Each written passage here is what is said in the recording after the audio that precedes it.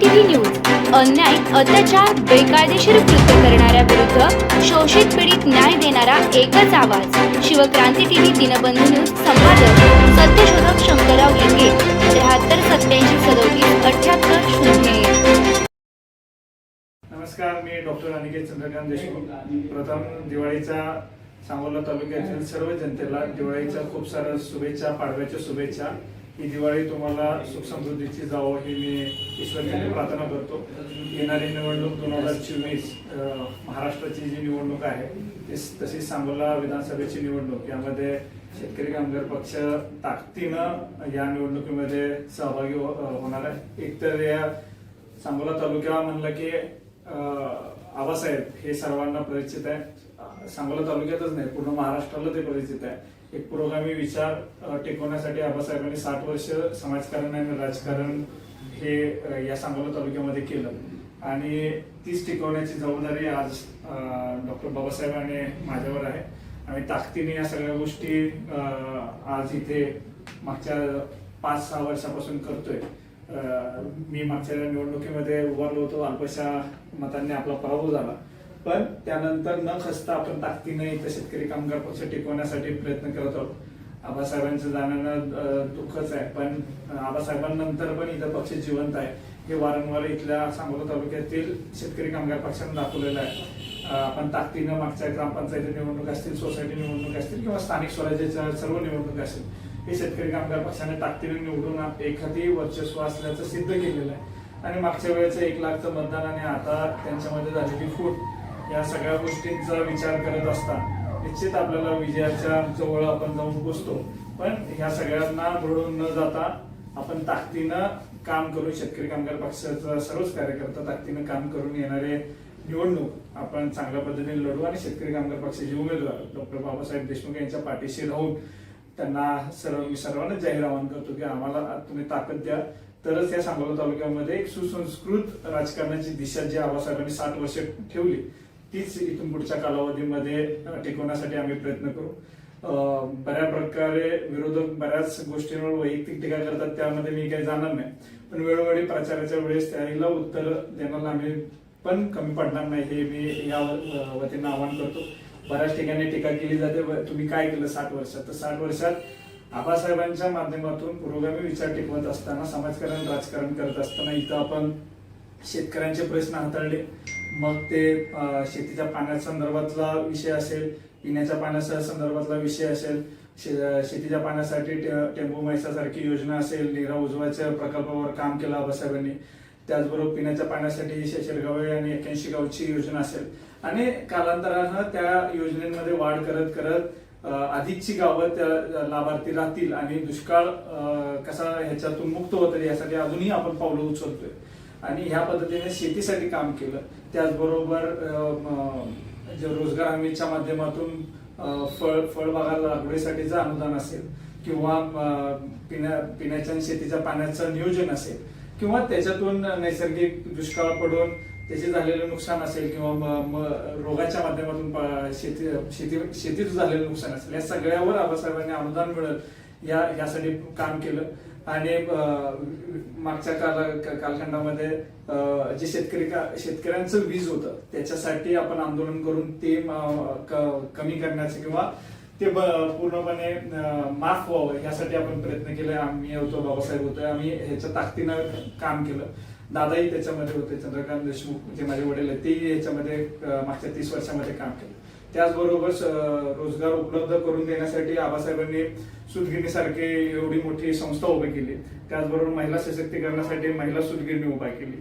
अशा माध्यमातून रोजगाराचे प्रश्न आबासाहेबांनी सोडवण्याचा प्रयत्न केला आणि स्वाभाविक आहे आता लोकसंख्या वाढल्या कारणाने अजून नवीन आपल्याला रोजगार उपलब्ध करून देण्याचंही भविष्यामध्ये गरज आहे आणि ते निश्चित आम्ही आमच्या दोघांच्या ज्या कल्पना आहेत, इथं MIDC चांगली कार्यक्षम चालली गेली पाहिजे, इथं नवीन उद्योजक तयार झाले पाहिजे, त्याच्या माध्यमातून नवीन नोकऱ्या निर्माण होतील, या संकल्पना भविष्य काळामध्ये आम्हाला जर तुम्ही पाठवत दिलं तर निश्चित आम्ही दोघं या माध्यमातून तुम्हाला सांगतो की आम्ही ताकदीने ते करू. आणि शिक्षण क्षेत्रात तर आपण 50 वर्ष झालं आपण आबासाहेबांनी जी उभा केलेली संस्था आहे तर ती ताकदीने चालवण्याचा प्रयत्न करतोय आणि मला सांगायला तुम्हाला या माध्यमातून आवडेल की माझंही सौभाग्य की मी त्याचा अध्यक्ष आहे आणि अध्यक्ष झाल्यानंतर आम्ही ताकदीनं काम करून आज त्या संस्थेच्या महाविद्यालयाला B++ ग्रेड मिळाले आणि आपण चांगल्या पद्धतीने काम करतो. इथं त्या संस्थेमध्ये KG to PG हे एज्युकेशन चालतं. भविष्य काळामध्ये जरी मास्टर असून तरी जे काही नवीन आता ट्रेंडिंग मध्ये आहे त्या सगळ्या गोष्टी आपण तिथं आणण्याचा प्रयत्न करू. आपण नजीकच्या काळामध्ये कॉमर्स पण तिथे आणतोय. भविष्यामध्ये पॅरामेडिकल, मेडिकल या क्षेत्रामध्ये उतरू, इंजिनिअरिंग असेल ह्या क्षेत्रामध्ये उतरू. तर ज्या गोष्टींसाठी इथल्या तरुणांना सोलापूर असेल, पुणे असेल, मुंबई असेल अशा ठिकाणी जावं लागते ते तिथे कुठेतरी थांबेल आणि त्यांना इथंच एज्युकेशन मिळेल ह्याची पण आम्ही तरतूद करू. असे विविध प्रश्न रोडसाठी रोडची कामं तर ती काय न थांबणारी असतात, त्यामुळे त्या कामांवर आम्ही जोर देऊ. परत इलेक्ट्रिसिटीच्या गोष्टींवर जिथं पोहोचल्या नाही तिथं अजून ऑलमोस्ट सगळीकडे पोहोचलेले आहेत, पण ज्या वाड्या वस्त्या नवीन तयार होतात तर तिथे आम्ही त्या लोकांना शब्द देतो की तुम्हाला स्वतंत्र असं तिथं तुमच्या वस्त्यांसाठीचे जे काही वाढीव वस्त्या जे झालेले आहेत लोकसंख्येच्या प्रमाणात ज्या वाढलेल्या आहेत तर तिथं निश्चित तिथेही वीज पोहोचवण्यासाठीचा प्रयत्न आमच्याकडून होईल असं मी तुम्हाला या माध्यमातून सांगतो. असं एकही क्षेत्र राहणार नाही की जिथं आम्ही काम करणार नाही. आरोग्यासारखा विषय आहे जे आता कोरोनामध्ये आपण सगळ्यांनी अनुभव घेतला आणि त्या अनुभवानंतर प्रशासनाने इन्फ्रास्ट्रक्चर उभा केलं पण ते कार्यक्षम नाही आहे. ही आपली दुर्दैवाची आहे की डॉक्टर्स नाही आहे, तिथे स्टाफ नाही आहे, तिथे नर्सिंग स्टाफ नाही आहे, इतर स्टाफ नाही आहे, त्याच्यामुळे ते बंद पडलेले आहेत. तर ते कार्यश्रम करण्याचा प्रयत्न आम्ही करू. त्याचबरोबर आबासाहेबांनी या जे काही हायवे झालेले हे दृष्टिकोनातून ठेवून ट्रॉमा सेंटर जे उभा केलं होतं तर ते 2019लाच त्याचं भूमिपूजन झालं होतं. वर्क ऑर्डर होऊन ती इमारत बनवून फक्त श्रेयवादासाठी ती इमारत बंद ठेवली गेली आणि एवढं मोठं इन्फ्रास्ट्रक्चर ट्रॉमा सेंटरचं असून ते विद्यमान आमदारांनी चालू नाही केलं ही दुर्दैवाची गोष्ट आहे. आणि ते भविष्यकाळामध्ये तर ते तर चालूच ठेवू, पण इतर ज्या काही प्राथमिक उपचार केंद्र आहेत ते ताकदीनं आम्ही त्याच्यावर अंकुश ठेवून प्रशासनावर अंकुश ठेवून ते चालू ठेवण्यासाठी आम्ही निश्चित प्रयत्न करू. आणि हे सगळं तर विकासाची कामं झालीच झाली की जे काही 5 वर्षामध्ये दिसलं नाही, पण निश्चित ह्या पुढच्या येणाऱ्या 5 वर्षामध्ये विकासाच्या कामांना कुठलीही टक्केवारीची गणितं लावली जाणार नाही हाही शब्द देतो. जे काय आहे ते ट्रान्सपरन्सी ठेवून ताकदीनं आम्ही काम करू.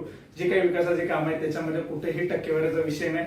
त्याला आम्ही फक्त शेतकरी, महिला वर्ग, तरुण वर्ग, वरिष्ठ मंडळी ह्यांना पण जे काही पेन्शनच्या योजना आहेत त्या ताकदीनं आम्ही चालू. रेशन कार्डच्या जे काही समस्या आहेत ते ताकदीनं आम्ही प्रशासनावर अंकुश ठेवून ते चालवण्याचा प्रयत्न करू. असे असंख्य प्रश्न की ज्या 5 वर्षामध्ये त्या सगळ्यांना कानाडोळा करून फक्त आणि फक्त टक्केवारीचा विकास आणि स्वतःचा वैयक्तिक विकास जो झालाय त्याच्यावर आम्ही तिथं कुठेतरी तिथे आम्ही त्यांचा अंकुश ठेवून चांगल्या पद्धतीने एक विकासाची चांगली दिशा आणि सुसंस्कृत राजकारण भविष्य काळामध्ये घडवण्यासाठी शेतकरी कामगार पक्षाला मी तुम्हाला आवाहन करतो की ताकद द्यावी.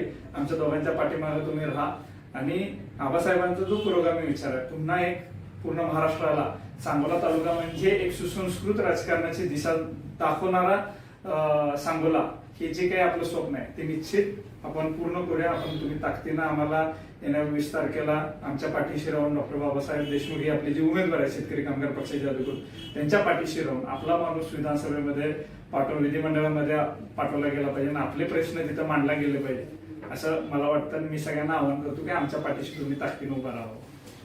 आता खासदारकीची जी निवडणूक झाली त्या निवडणुकीमध्ये आपण आपली युती होती राष्ट्रवादी शरद पवार गटांची आणि शेतकरी कामगार पक्षाची.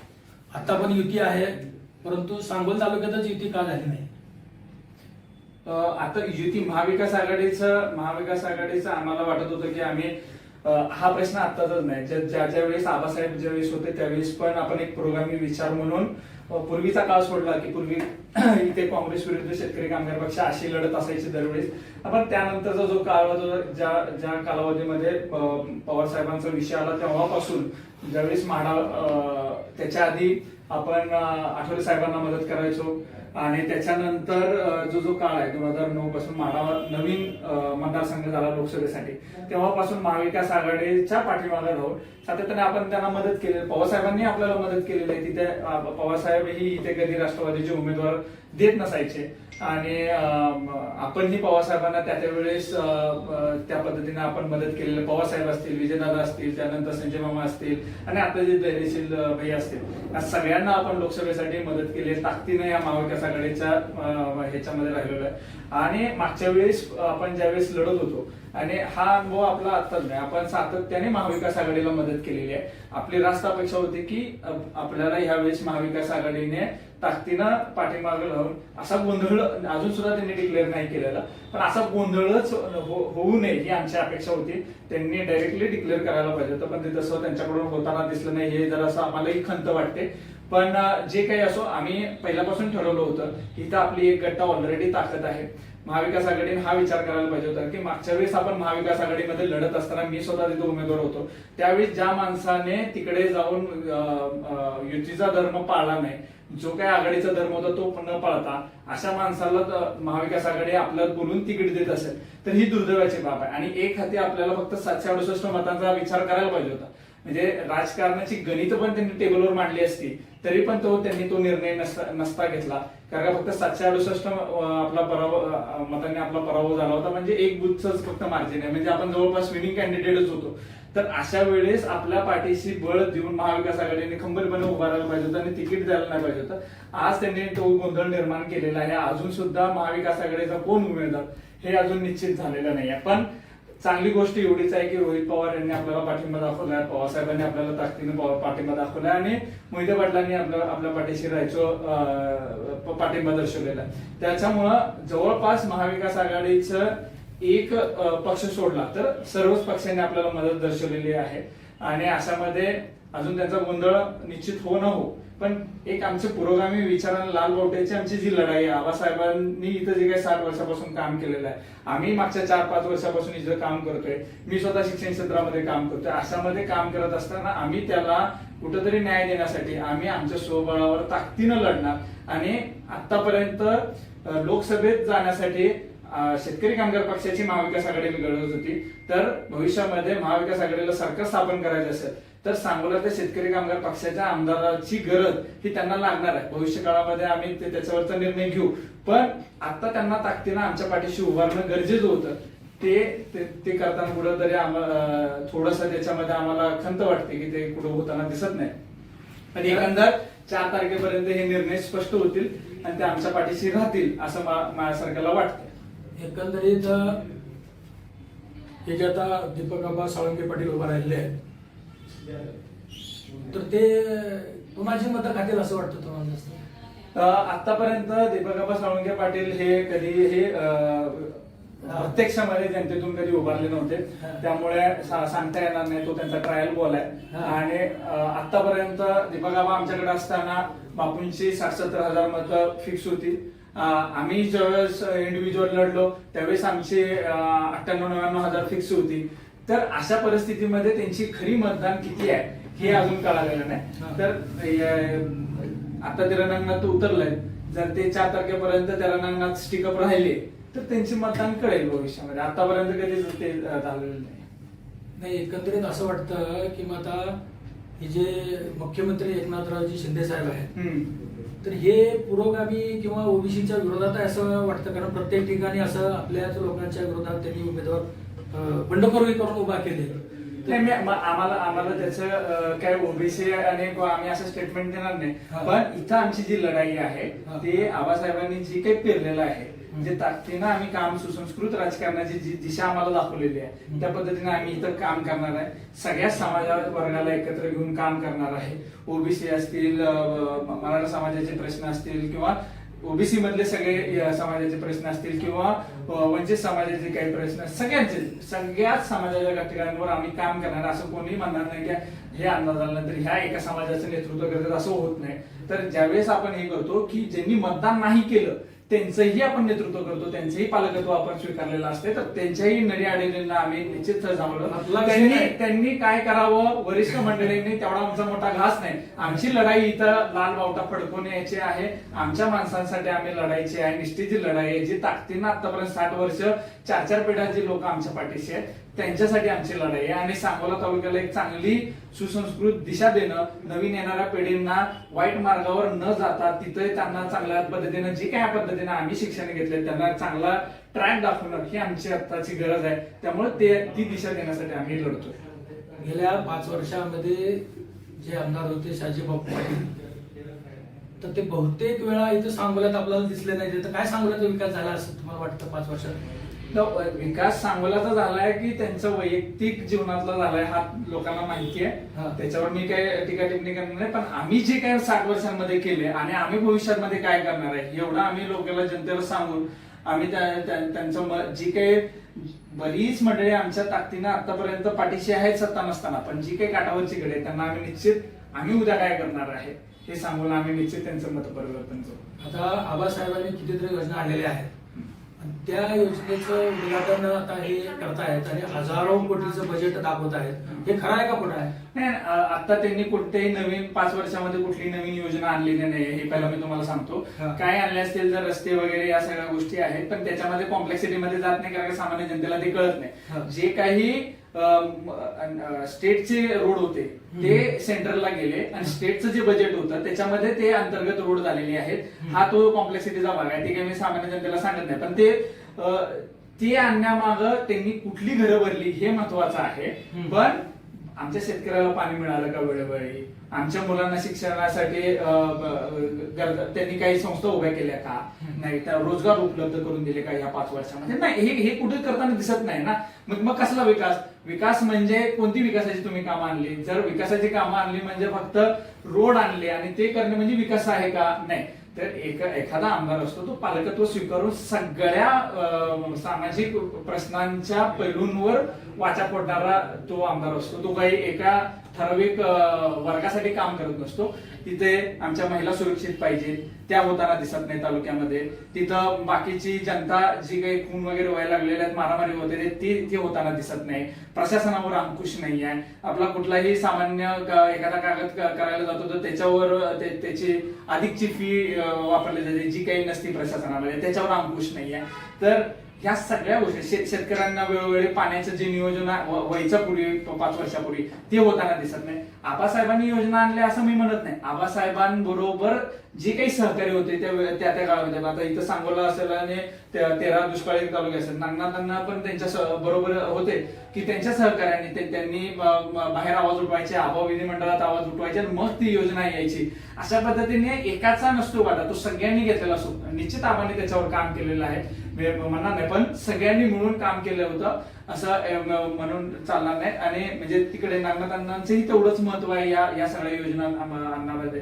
बाबासाहेबांचं जेवढं महत्व आहे, या सगळ्यांचं थोडं करत ते ताकदीने त्या योजना उभा केल्या गेल्या. पण तिथंच न थांबता त्या पाण्याचं नियोजन योग्य होतंय का नाही हेही लोकप्रतिनिधीचं काम आहे. नुसतं योजना आणणं नाही महत्वाचं, की त्याच्यामध्ये ते पुरवठा बरोबर होतोय का, आमच्या शेतकऱ्यांना त्या पाण्याच्या पाळ्या बरोबर मिळतायत का, विजेचं व्यवस्थापन नीट होतंय का, हे सगळी बघणं लोकप्रतिनिधीचं काम आहे. ते 5 वर्षात होताना दिसत नाही. विकास हा फक्त वैयक्तिक असू नये किंवा एखाद्या क्षेत्रातला विकास असू नये, तो सर्व पैलूंना घेऊन जाणारा विकास असावा असं माझ्यासारखं वाटतं. आता या सांगोला तालुक्यामध्ये सुदगीरण्या किती आहेत? ह्या सांगोला तालुक्यामध्ये आता एक जे सहकारी आहेत त्याच्यामध्ये शेतकरी सहकारी आहे आणि महिला सहकारी आहे आणि ह्याच्या व्यतिरिक्त एक प्रायव्हेट सुदगिरणी आहे. त्या सहकारीमध्ये आणखी 2 लायसन मिळाले, त्याचं काय झालं? आता त्याचंही लोकांना माहिती आहे. मागच्या 30-40 वर्षामध्ये जे काही झालं आणि त्यांचे शेअर्स गोळा करून काय झालं हे जनतेला सगळं माहिती आहे आणि जनता ते विसरणार नाही. त्यांच्या पैशांचं त्या लोकांनी काय केलं हे जनता जाणते. त्यामुळे त्याचा हिशोब ह्या निश्चित जनता करेल.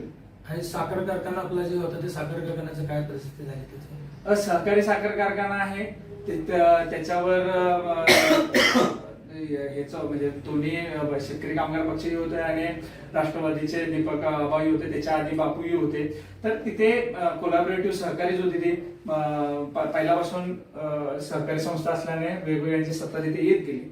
पण निश्चित ज्यावेळेस आबा होते त्यावेळेस त्याला थोडीशी घसरण लागली आणि दीपक आबा होते त्यावेळेस थोडीशी घसरण लागली आणि निश्चित त्याचे परिणाम त्या कारखान्याला भोगावे लागले.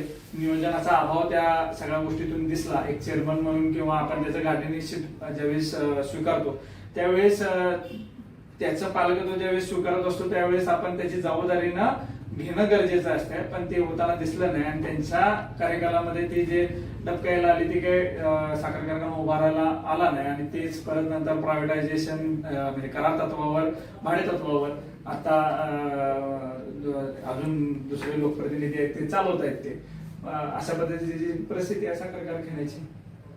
आता नवीन ह्याच्यामध्ये प्रत्येक तालुक्याला एक MIDC मंजूर आहे, म्हणजे मोठी MIDC. तर तसा प्रकल्प सांगोला तालुक्याला आतापर्यंत आलेला नाही, याची काय कारण असतील? नाही, MIDC आपल्याकडे आहे. MIDC आपण त्याच्यामध्ये आपण लोकांना बरेच वर्कशॉप वगैरे हे करून देतो, पण ताकदीनं चालवण्यासाठी प्रत्येक आपण मोबाईल आणला म्हणून काही थांबत नाही ना. मोबाईलची कंपनी प्रत्येक वेळेस अपडेट होत असते, त्या गरजेनुसार ते अपडेट होत असते. तसं MIDC आहे, MIDC ला अपडेट होण्याची गरज आहे, त्याला अनुदान आणण्याची गरज आहे. ते ताकदीनं मागच्या लोकप्रतिनिधीने करणं गरजेचं होतं, ते नाही केलं. पण तशा पद्धतीचे MIDC अजून मोठ्या ताकदीनं आणून इथं चालवण्याचे आम्ही शब्द देतो की ताकदीनं जे काही चालवायचं ते निश्चित आम्ही प्रयत्न करू. सांगोल्याला MIDC नाही, ते इंडस्ट्रियल इस्टेट आहे. मग ती जी काही संस्था आहे त्या पद्धतीनं आपण ऑलरेडी चालवते. जी काही उद्योजक वसाहत आहे ती चांगल्या पद्धतीने चालवते. ते त्या पद्धतीचं अजून प्रॉपर जसं काही सोलापूरला आहे. तर कसं असते, कोणत्याही MIDC ला पाण्याची उपलब्धता खूप ताकदीने लागते. ते आपला परंपरागत दुष्काळी तालुका असल्यामुळे बऱ्याच गोष्टींना अडचण येते. तर इथे कुठल्याही मोठी गोष्ट आणताना खूप विचारानं पाण्याचं नियोजन करूनच ती आणावी लागते. हे त्याच्या मागचं एक कारण आहे की बाबा खूप मोठ्या इंडस्ट्रीज येऊ शकत नाही, कारण तेवढी पाण्याची उपलब्धता आपल्याला एकदा अशी कधी कधी निसर्गाचा कोप आला तर कधी कधी अशी परिस्थिती येते की जनावरांना प्यायला पाणी पण नसतं. तर अशा वेळेस इंडस्ट्री चालणं ही खूप थोडी तारेवरची कसरत होऊन जाते. नाही, पाण्याचा हा प्रश्न इंडस्ट्रीसाठी आपल्याला मोठा नाहीये. मोठा प्रश्न जो आहे तो इंडस्ट्री उभा केल्यानंतर पाणी 100 किलोमीटरवरून आणू शकतात आपण. तो हिशोब तो महाराष्ट्र स्टेट इंडस्ट्रियल इस्टेटचा प्रोग्राम असतो. त्यासाठी औरंगाबाद आहे किंवा जालना आहे, या मोठ्या सिटीमध्ये 50-70 किलोमीटर पासून पाणी आणलेलं आहे. आपण पिण्याच्याच व्यवस्थेसाठी आपण पंढरपूर गाठलेला आहे. तर अशा पद्धतीनं जर आपल्या एवढा दुष्काळ हा कठीणच आहे. आपल्या इकडं आपण उद्योजकांना वाव देण्यासाठी सुतगिरणीसारखी व्यवस्था आणली आहे. आपण महिला सुतगिरणी सारखी व्यवस्था आणली आहे. आपण जे आता जे काही प्रायव्हेट सुतगिरणी आहे त्याला पण ताकदीनं आणण्यासाठी आबासाहेबांचं सहकार्य आहे का नाही हे त्यांना तुम्ही प्रायव्हेट मध्ये जाऊन विचारा. तर आबासाहेबांनी जेवढं काही करता येते तेवढं ताकदीनं इथं मोठमोठ्या इंडस्ट्रीज आणण्यात. पण काही अडचणी आहेत ते त्या ह्यावेळेस त्या अडचणींवर मात करून निश्चितपणे पुढच्या वेळेस MIDC इथं आणले जाईल. MIDC नाही आणले तरी मोठे मोठे उद्योजक तरी इथे निर्माण केले जातील किंवा छोटे उद्योजक जरी निर्माण केले जातील. छोटे उद्योजक निर्माण करून काय होतं की मोठ्या ठिकाणी जाऊन 1000-2000 लोक तयार करण्याच्या ऐवजी तुम्ही 200 मुलं नवीन तयार करा उद्योजक. जिथं तुम्हाला नोकऱ्या तुम्ही 10-10, 15-15 किंवा 50-50 पर्यंत नोकऱ्या निर्माण करू शकता. तिथे निश्चितपणे रोजगाराची उपलब्धता होणार आहे. या सगळ्या गोष्टी खऱ्या आहेत. आता नवीन विजन आपलं काय? थोडं नवीन विजन सांगितलं ना, आताच मी सगळं सांगितलं की आम्ही सगळ्यांवर ताकदीनं काम करणार. सगळ्याच गोष्टींवर, जो शेतकऱ्यांचा प्रश्न असेल, स्त्रियांचा प्रश्न असेल, ज्येष्ठांचे प्रश्न असतील, विद्यार्थ्यांचे प्रश्न असतील, सगळ्याच गोष्टीवर, आरोग्यावरचे प्रश्न असतील, ते प्रश्न कायमचे आहेत आपले. आपल्याला महत्वाचा जो प्रश्न आहे तो उजनीचं पाणी.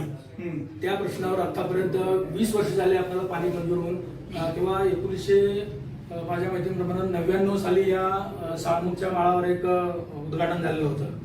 मग ते 99 पासून आता म्हणजे जवळजवळ मला वाटतं 25 वर्ष होऊन गेलेले आहेत.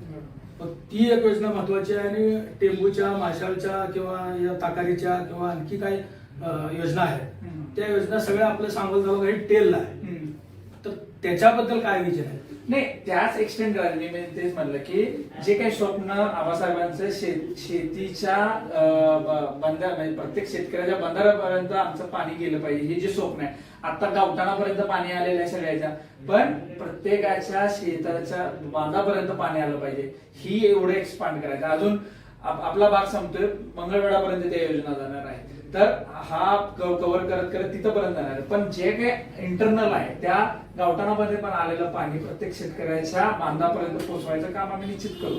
पिण्याच्या पाण्याची सोय तर वाढायची 81 गावची योजना तीही वाढत आलेली आहे, त्यामध्ये गावांची संख्या वाढत गेलेली आहे. तर अशा पद्धतीने आपण ते एक्सटेंड करणार आहे त्या सगळ्या गोष्टी. महत्वाचा जो विषय आहे तो माझ्या दृष्टिकोनातून एक तर MIDCचा आहे, दुसरा सर्व पाण्याच्या योजना आहेत, आणि तिसरा जो महत्वाचा प्रश्न आपल्याला आहे तो या सांगोल तालुक्याच्या दृष्टिकोनातून आपण सगळ्यांनी मिळून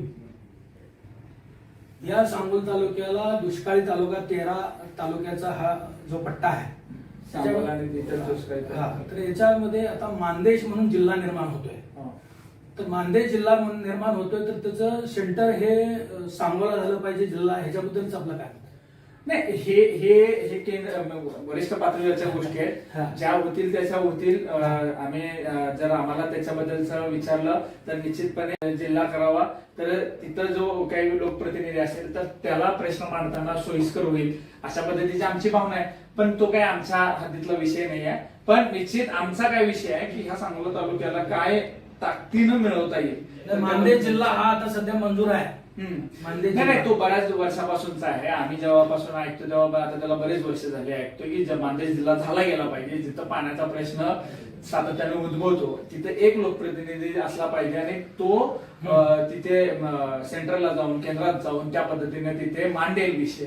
तर हा विषय आहे सगळ्यांच्या तोंडातून येतो. आमचे मत तेच आहे की बाबा ह्या दुष्काळी पट्ट्यातला जो काय भाग आहे त्याचा एक आपला लोकप्रतिनिधी केंद्रात जाऊन विषय मांडेल ही निश्चित आमची भावना आहे. पण ते होईल ज्यावेळेस होईल, त्याला आम्ही जर कुठे दिशा द्यायची वेळ आली तर आम्ही निश्चित त्याला चांगल्या पद्धतीने दिशा द्यायचा प्रयत्न करू. पण आता जो काही विषय आहे तो सांगोला तालुक्यापर्यंत मर्यादित असल्या कारणानं आम्ही तिथं काय ताकदीने करू शकतोय ह्या गोष्टीवर आम्ही निश्चित भविष्यामध्ये पण काही कोणाच्या आम्हाला वाटलंय की ह्या सूचना आम्ही आमच्या मॅनिफेस्टोमध्ये किंवा आमच्या जाहीरनाम्यामध्ये आम्ही तर ते सगळं ठेवू. पण त्याच्या व्यतिरिक्त एखादी गोष्ट एखादी संकल्पना आम्हाला वाटली की ही आपल्या तालुक्यामध्ये राबवणं गरजेची आहे, आता ती काळाची गरज आहे, तर तेही आम्ही ताकदीनं तिथे हे करू. कसं असतं की एखाद्या गोष्टीसाठी फक्त ही निवडणूक असं न म्हणता आम्ही सगळ्या क्षेत्रामध्ये काम करत सगळं एकत्र घेऊन जाण्याची आमची जी मानसिकता आहे त्याच्यावर आम्ही ताकदीने काम करतो. आता कृष्णा भीमा नीरा आणि नीरा सीना ह्या ज्या काही योजना आहेत हे आता पूर्णत्वाला होत आलेले आहेत. तर याच्यामध्ये सांगोल तालुक्याचा काय फायदा होता? नाही बघा, नद्या जोड पहिला तर आबासाहेबांनी एकेकाळी म्हणजे आबासाहेब असेल, विजयदादा असतील, हिंदी सगळ्यांनी जे काही नद्या जोडचा विषय जो मांडला होता, निश्चित जे काही अधिकचं पाणी जे काही पावसाळ्यामध्ये जात आहे त्याचं आपल्याला कसं काटकसरीनं वापरता येईल की भविष्यामध्ये दुष्काळ येऊ नये. म्हणजे एका ठिकाणी पाऊस अधिकचं होतोय म्हणून पूर येऊन पाणी सगळीकडे होऊन त्याचं नुकसान होतंय तेही वाचेल. त्याचबरोबर जिथं दुष्काळ पडतोय तिथं ताकदीने ह्या सगळ्या गोष्टी पोहोचतील आणि तिथला दुष्काळ नाही होतं. म्हणजे याच्यामध्ये दोन्ही गोष्टींवर ऍट अ टाइम काम करता येईल ह्या माध्यमातून जर हे सगळं एकत्रित आलं. शेवटी सांगोल तालुक्याच्या मतदाराला काय आव्हान करतो?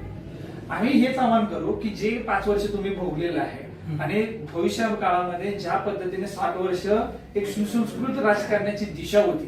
सुसंस्कृत हा शब्द आम्ही सर्वांना का मानतोय की सगळ्याच गोष्टीतून राजकारण कसं असावं, समाजकारण कसं असावं आणि वैयक्तिक जीवन कसं असावं ह्याचं एक सांगड एक चांगल्या पद्धतीने आबासाहेबांनी आपल्याला घालून दिलं होतं. आणि त्याच्यामध्ये प्रत्येक गोष्टींवर म्हणजे वैयक्तिक जीवनामध्ये माणसाला अभय असावं, सार्वजनिक जीवनामध्ये त्याला सगळं मिळावं, त्याने जेवढा टॅक्स भरतोय त्या सगळ्या ह्याच्यातून त्याला ते सगळ्या गोष्टी उपलब्ध व्हाव्या आणि राजकीय जीवनामध्ये आपल्या जे सहकारी मंडळी आहेत त्यांना कसा मान सन्मान द्यावा या सगळ्याचं एक गणित आपल्याला बघायचं असेल तर जे काही आबासाहेबांनी पेरलंय त्याच पद्धतीनं आपण निश्चित आम्ही शब्द देतो की त्याच्या पुढं किंवा आबासाहेबांना कलंक लागेल असं कोणतंही पाऊल आमच्याकडून उचललं जाणार नाही.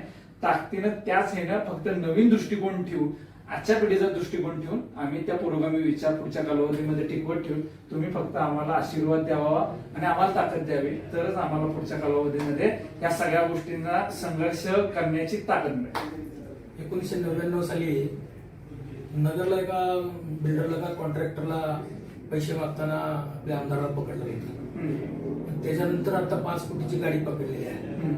म्हणजे हे कसं या सांगोला तालुक्याचं काय म्हणजे काय नुसतं पैसे हे सांगोला तालुक्याचंच नाही, हे पूर्ण बऱ्याच वेळा केल्या. हा. निवडणूक आयोगाला आम्ही जे त्याही गोष्टी सगळ्या समजून सांगितल्या आणि त्यांच्याकडे आम्ही झालेल्या परिस्थितीची पूर्ण माहिती द्यायला सांगितली. त्याचं जे काही माहिती आली की एक वेळ तर लोकप्रतिनिधींनी हेही ऍक्सेप्ट करायला तयार नाही की ही गाडी माझ्या कोणाच्या निकटवर्तीची आहे. जर व्यक्ती त्या गाड्यांच्या याच्यामध्ये त्यांचे स्वतःचे पुतणे असतील आणि ते ऍक्सेप्ट करत नसतील तर तुम्ही आम्ही यांना कसं ते म्हणतील की हे आमची माणसं आहेत म्हणून. हे मतदारांनी विचार करायला गेला पाहिजे की बाबा अडचणीच्या वेळेस हे स्वतःच्या घरच्यांनाच माझे आहेत का नाहीत हे ऍक्सेप्ट नाही करू शकत. तर पुढच्या याच्यामध्ये आपल्या सारख्यांचं तर खूप वाईट परिस्थिती आहे. ते आपल्याला आपलं मानतील का नाही हा विचार केला. म्हणूनच म्हणतो की आपला माणूस विधिमंडळात गेला पाहिजे म्हणून आमच्या पाठीशी राहावं असं यामध्ये होतं. धन्यवाद. मी शंकरराव लिंगे, शिवक्रांती टीव्ही न्यूज. या शिवक्रांती टीव्ही न्यूज साठी आपल्या सांगोला तालुक्याचे भाग्य विधाते माननीय गणपतरावजी देशमुख साहेब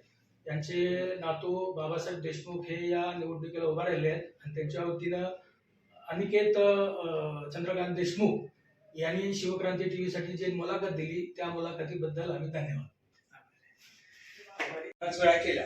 निवडणूक आयोगाला आम्ही जे त्याही गोष्टी सगळ्या समजून सांगितल्या आणि त्यांच्याकडे आम्ही झालेल्या परिस्थितीची पूर्ण माहिती द्यायला सांगितली. त्याचं जे काही माहिती आली की एक वेळ तर लोकप्रतिनिधींनी हेही ऍक्सेप्ट करायला तयार नाही की ही गाडी माझ्या कोणाच्या निकटवर्तीची आहे. जर व्यक्ती त्या गाड्यांच्या याच्यामध्ये त्यांचे स्वतःचे पुतणे असतील आणि ते ऍक्सेप्ट करत नसतील तर तुम्ही आम्ही यांना कसं ते म्हणतील की हे आमची माणसं आहेत म्हणून. हे मतदारांनी विचार करायला गेला पाहिजे की बाबा अडचणीच्या वेळेस हे स्वतःच्या घरच्यांनाच माझे आहेत का नाहीत हे ऍक्सेप्ट नाही करू शकत. तर पुढच्या याच्यामध्ये आपल्या सारख्यांचं तर खूप वाईट परिस्थिती आहे. ते आपल्याला आपलं मानतील का नाही हा विचार केला. म्हणूनच म्हणतो की आपला माणूस विधिमंडळात गेला पाहिजे म्हणून आमच्या पाठीशी राहावं असं यामध्ये होतं. धन्यवाद. मी शंकरराव लिंगे, शिवक्रांती टीव्ही न्यूज. या शिवक्रांती टीव्ही न्यूज साठी आपल्या सांगोला तालुक्याचे भाग्य विधाते माननीय गणपतरावजी देशमुख साहेब यांचे नातू बाबासाहेब देशमुख हे या निवडणुकीला उभा राहिले आहेत आणि त्यांच्या वतीनं अनिकेत चंद्रकांत देशमुख यांनी शिवक्रांती टीव्ही साठी जी मुलाखत दिली त्या मुलाखतीबद्दल आम्ही धन्यवाद.